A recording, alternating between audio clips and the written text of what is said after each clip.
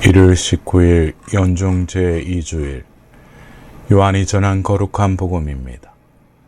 그때 갈릴리아 가나에서 혼인잔치가 있었는데 예수님의 어머니도 거기에 계셨다. 예수님도 제자들과 함께 그 혼인잔치에 초대를 받으셨다.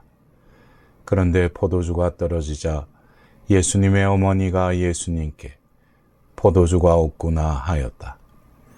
예수님께서 어머니에게 말씀하셨다. 여인이시여, 저에게 무엇을 바라십니까? 아직 저희 때가 오지 않았습니다. 그분의 어머니는 일꾼들에게 무엇이든 그가 시키는 대로 하여라 하고 말하였다.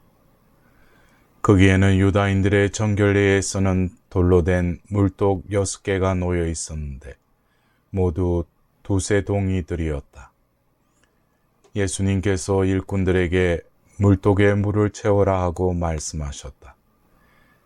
그들이 물독마다 가득 채우자 예수님께서 그들에게 다시 이제는 그것을 퍼서 가방장에게 날라다 주어라 하셨다. 그들은 곧 그것을 날라갔다. 가방장은 포도주가 된 물을 맛보고 그것이 어디에서 났는지 알지 못하였지만 물을 퍼간 일꾼들은 알고 있었다. 그래서 가방장이 신랑을 불러 그에게 말하였다. 누구든지 먼저 좋은 포도주를 내놓고 손님들이 취하면 그보다 못한 것을 내놓는데 지금까지 좋은 포도주를 남겨두셨군요. 이렇게 예수님께서는 처음으로 갈릴리아 가나에서 표징을 일으키시어 당신의 영광을 드러내셨다. 그리하여 제자들은 예수님을 믿게 되었다. 사랑하는 형제 자매 여러분, 오늘은 연중 제2주일입니다. 오늘 복음에서는 예수님의 첫 번째 기적 사건을 전하고 있습니다.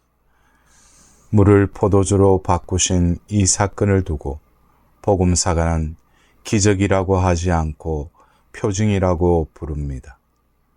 물을 포도주로 변화시키신 사건은 기적으로 볼 것이 아니라 무엇인가를 지시하는 표지라는 말씀입니다. 이 표지가 지시하는 실체는 무엇일까요? 먼저 배경을 살펴봅시다. 이 사건은 혼인잔치집에서 포도주가 떨어졌을 때 벌어졌습니다. 혼인잔치는 남녀의 합의를 축하하는 자리로 성경에서는 하나님께서 인간과 하나가 되는 기쁨을 상징합니다. 이를 두고 일독서에서 이사야는 정령 총각이 처녀와 혼인하듯 너를 지으신 분께서 너와 혼인하고 신랑이 신부로 말미암아 기뻐하듯 너의 하나님께서는 너로 말미암아 기뻐하시리라고 예언합니다. 잔치집에서 포도주란 무엇일까요? 술은 마음의 즐거움이요 영혼의 기쁨이다라고 집에서 31장 28절에서 말하고 있습니다. 포도주 안에 진실이 있다는 격언도 있습니다. 잔치를 잔치답게 만드는 포도주는 없어서는 안 될 요소로 상징됩니다. 인간관계에서의 사랑과 신뢰, 이해와 격려, 공공할 때의 도움 등이 삶의 기쁨과 활력을 주는 포도주인 것입니다. 포도주가 떨어진 잔치집은 삶의 생기와 기쁨을 주는 없어서는 안 되는 요소가 빠진 상황을 상징합니다. 포도주가 떨어졌을 때 어떻게 해야 할까요? 마리아는 예수님께 다가가 포도주가 떨어졌다라고 알립니다. 현실을 알리고 도움을 청하는 중재 기도의 전형입니다.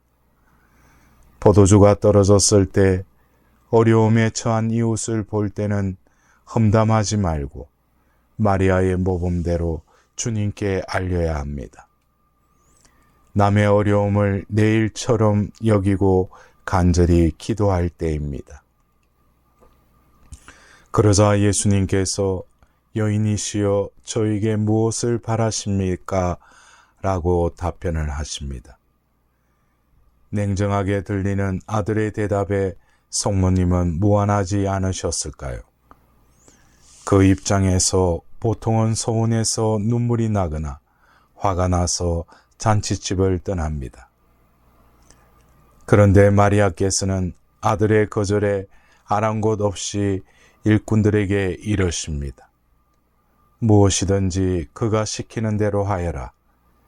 기도에도 응답이 없는 하나님의 침묵에도 믿는 마음, 온전한 믿음의 모범이 이 말씀에 담겨져 있습니다. 마리아의 한결같은 믿음을 보시고 예수님께서 일꾼들에게 물독에다 물을 채우라고 말씀하십니다. 하늘에서 포도주를 내려주시지 않고 숨은 일꾼의 봉사를 요구하십니다. 꼭 있어야 할 술을 마련하여 기쁨을 회복하기 위해서 인간의 봉사가 필요합니다. 보잘것없어 보이는 작은 봉사가 사실은 물을 포도주로 바꾸는 주님의 일에 협력하는 일입니다. 같은 맥락에서 활동은 여러 가지지만 모든 사람 안에서 모든 활동을 일으키는 분은 같은 하느님이십니다. 하느님께서 각 사람에게 공동선을 위하여 성령을 드러내 보여주십니다. 라고 오늘 이 독서에서 사도 바오로가 말씀하십니다. 이 사건에서 아직 저희 때가 오지 않았습니다. 라는 예수님의 말씀이 표징 전체의 해석 열쇠입니다. 아직 오지 않은 당신의 때는 예수께서 영광을 받으실 그 시간, 즉 십자가와 부활로 하나님의 아들이신 예수님의 영광이 드러나는 때입니다. 십자가상 죽으심과 부활은 가나의 혼인잔치 한참 후에 벌어질 사건이기에 예수께서는 때가 오지 않았다고 어머니께 말씀하셨습니다. 그러나 예수님께서는 마리아의 요청에 이 때를 앞당기며 앞으로 벌어질 사건을 예고하십니다. 그러기에 복음 말씀은 예수님께서는 처음부터 갈릴레아 가나에서 표징을 일으키시어 당신의 영광을 드러내셨다라고 마감합니다. 이렇듯 가나 혼인잔치는 단순한 포도주 기적을 넘어서서 세상 종말에 시작될 구원 약속이 지금 여기서 시작된 표징인 것입니다. 물동이와 물은 본래 구약의 율법에 따라 정결례에 사용되었습니다. 그 물동이의 물이 포도주로 변하여 새 가정이 탄생하는 혼인잔치의 표징이 되었습니다. 이는 구약의 율법이 예수님에 의해 완성됨을 암시합니다. 물로 상징되었던 정화를 위한 인간의 노력이 한계에 부딪힌 상황에서 포도주로 상징되는 하나님의 은총으로 기쁨의 잔치가 시작된 것입니다. 신랑이 신부로 말미암아 기뻐하듯 너의 하나님께서는 너로 말미암아 기뻐하시리라 라는 이사야의 예언이 실현된 것입니다. 혼인잔치의 물동이는 6이었습니다. 완전수 7에서 하나가 모자란 숫자입니다. 6 물동이 물을 포도주로 변화시키신 주님께서는 십자가에서 흘리신 피로 7번째 포도동이가 되십니다. 가나 혼인잔치의 신비가 오늘도 성체성사에서 계속됩니다. 성찬 내에서 마리아의 간청을 받아들이셨듯이 예수님께서는 교회의 기도를 받아들이시어 당신의 종말 재림을 앞당겨 현존하십니다. 물을 포도주로 변화시키듯 지금 여기서 빵과 포도주를 살과 피로 바꾸시어 하나님과 하나 되는 혼인잔치를 벌이십니다. 그렇게 완성하신 성체성사를 통해 예수님께서는 우리 안으로 오십니다. 그리하여 지금 여기 우리의 일상을 주님의 영광이 드러나는 주님의 때로 이끄시는 것입니다. 포도주가 떨어진 잔치집처럼 기쁘게 살고 싶지만 현실은 힘듭니다. 자신뿐 아니라 어려운 형편에 좌절하고 실망하는 이웃들을 보며 벽에 갇힌 듯 한계를 체험합니다. 그럴 때 복음의 표징을 다시 들여다봅시다.